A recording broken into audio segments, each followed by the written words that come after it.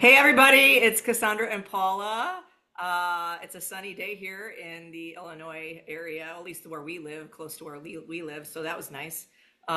We are going to talk about what we have control over and what we don't for our All Yeah, In for 2025 conversation today. So, do you want to kick us off, Paula? sure. I think this is one of those things where we can get very caught up in being upset.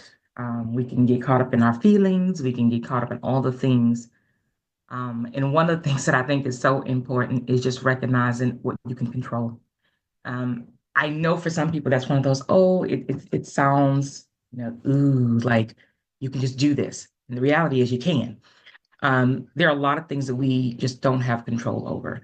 And I think so often, if we just stop ourselves and just really recognize um, it's our behavior, it's our reaction, and that's all we have control over. We do not have control over changing anybody. We don't have control over other people's situations. We can influence. So let me be clear, we can influence and we can impact people, but we cannot change them. And if we spend more time focused on what we can control, honestly, I think we all would be far happier. I have found, honestly, in the last couple of months in particular, especially trying to be all in, I do not have control over other people. I just don't. And so, what I have learned, and I think a few episodes ago, we talked about feeling our feelings, right? Feel what you feel. It's okay to have a reaction to something and recognizing that that situation didn't go the way you wanted. What I want us to do is focus on our control.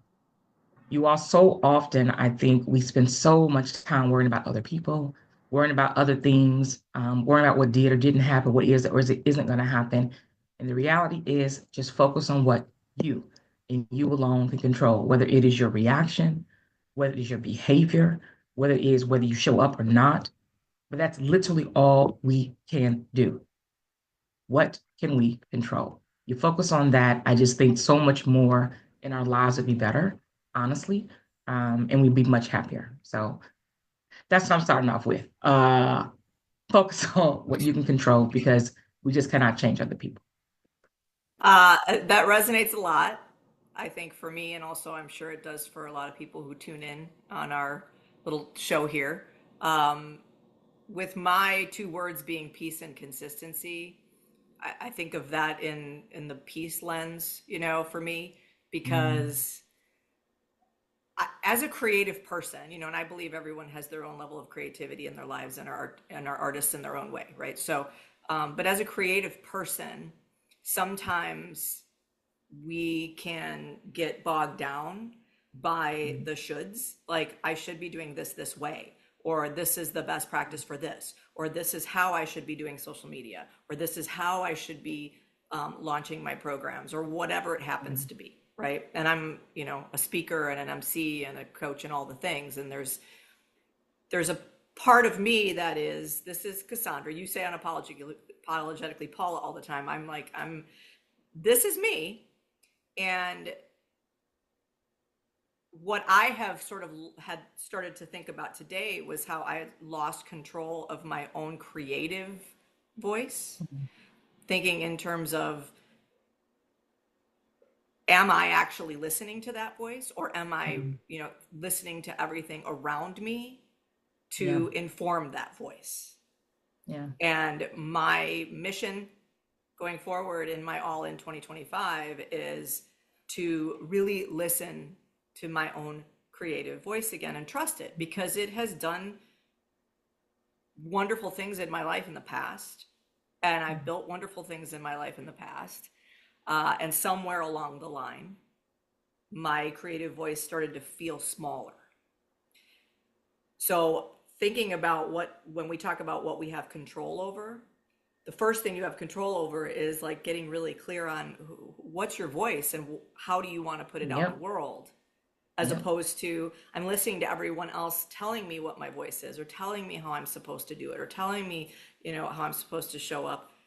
Focus on your own voice because it is unique and authentic and you have your own yep, thing to say. It's cliche, but be yourself, everyone else is taken, right? So that's been where I've been, and I've been really trying to encourage myself as well as the people that I'm working with to stay in that sense of, you inherently know Yeah.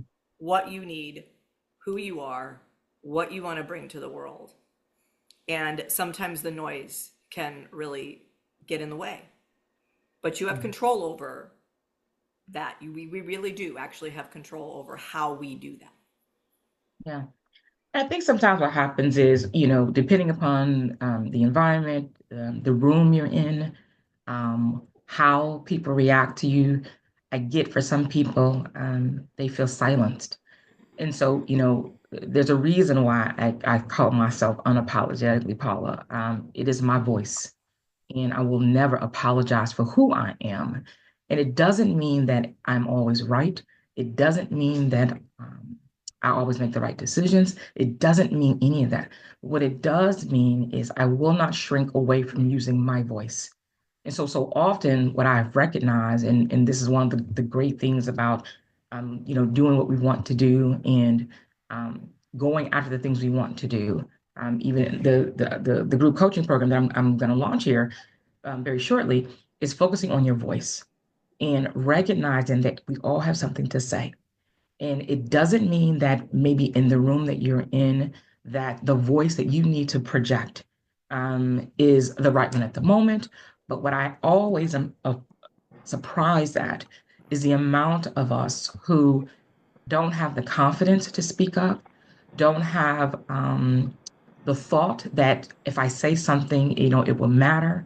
We have to make sure that, again, we can't change other people, but what we can do is show up as ourselves. You said it right. Show up as our authentic selves, show up as our unapologetically selves, because somebody needs to hear what we have to say. And I think too often what we end up doing is we apologize for showing up. One of the things that I have found, we apologize, specifically as women, a lot. Oh, we apologize a lot. And I want us to stop that. And I want us to instead use your voice. Say what you got to say. And even in the room or the place or the environment where it may feel awkward, your voice matters. And don't let other people silence you. I have seen this happen over the last couple of weeks in a couple of different environments, and it has appalled me at how easy it is for people to be silenced and for people to not stand up for other people in the room. And so, what I want us to do is just make sure that we understand we can't change other people. What we can do is use our voices in whatever, again, form, environment, room we are in. Make sure that that voice that is yours is used, and whatever comes with that. So I always say the good, the bad, the indifferent, whatever it is, the reaction to that. Just know that you only control who you are, and so using that voice to me is just very powerful. And I want us to do that consistently and always remind yourself of that. I have somebody who I was coaching last year, and she always reminds me, and it's hilarious. Paula, I always have you in my voice, in my head rather. And I say, Richie said, yes. And it was just some things that I had said to her. And I'm constantly reminded that we do have influence and impact with people. But what makes me happy about that is in the rooms that she's in now, um, there is no apologizing, there is no being quiet. It is showing up, it's using her voice. And people are starting to recognize that. There's power in that, you all, real power.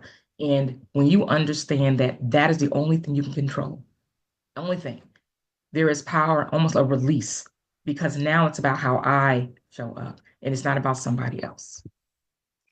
Yeah, and I think that, I've spent most of my career helping people empower their voice, That's pretty much what I've Yeah. been, that's what I've been Yeah. about, and just standing in that and standing in their physicality and standing in their confidence and being able to step up, whether it's on a stage or in a room. And I had that same kind of training. I had, somebody helping me do that. So it doesn't mean you have to do it alone always. A lot of times it helps to have people pumping you up and realize that what you have to say matters, to Paula's point. What you have to say is important. And You don't have to ask permission. Whatever room you want to step in, you have an absolute right to be in that room, to say what you need to say, to not apologize for yourself, and feel like you can.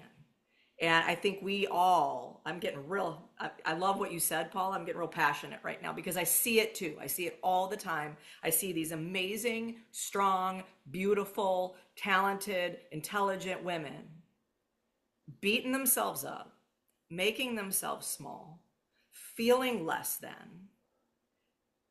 And yet, these are these same women who are out doing like amazing things and beautiful things and being of service and creating amazing communities. And yet, behind the scenes, we're all beating ourselves up on some level. We have control of that. We have control over saying, how am I going to pump myself up? How am I going to get myself going? What am I going to do the moment before I walk in that room so that I know that I have a right to be there? Yeah. And to Yeah. Paula's point also, there's help out there. She helps leaders find their voice. I help all kinds of people find their voice, empower that, build up the strength in it so that you can do what you need to do. And we do have control over that. We do have control over our growth. And I believe everything can be practiced. And I think confidence in your voice, in yourself, is something that you can practice and you actually do get better at. So as we go forward in our week, I hope that you all will really think about what it is, what can I control today? What can I do? How can I say what I need to say that's going to be very authentic, very me, and not apologize for yourself anymore? Don't do it. You don't have to. You don't have to. You have a right to be there. Yeah. Yeah, and I'll just leave with, yeah, let's all be unapologetic. Whatever room you're in, I want you to, if you gotta pump yourself up, right? Because I just said that if you gotta do it, then I want you to pump yourself up and say, I am unapologetically, whatever your name is, and own it. The key in this is owning it. I think so often that's the part that we miss. So everybody, let's go. Let's be unapologetically, whatever your name is. We can do this. Don't apologize. Show up. Use your voice because it's the only thing you can control. Have a great day, everybody. All in for 2020, 2025. I can say it. Okay. Bye. Love it. Bye, you all.